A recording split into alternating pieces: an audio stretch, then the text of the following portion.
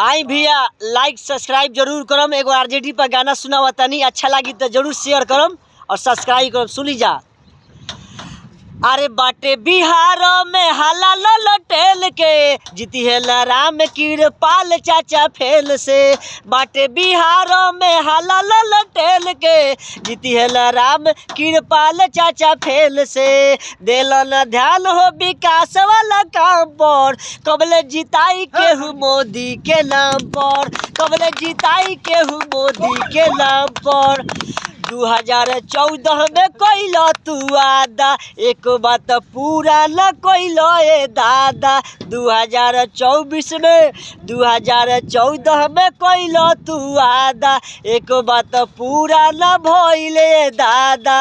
मांगेला वोट हो बना के मुदाराम पर, मांगेला वोट हो बना के मुदाराम पर, कबले जिताई केहू मोदी के नाम पर, कबले जिताइब केहू मोदी के नाम पर। जय हो।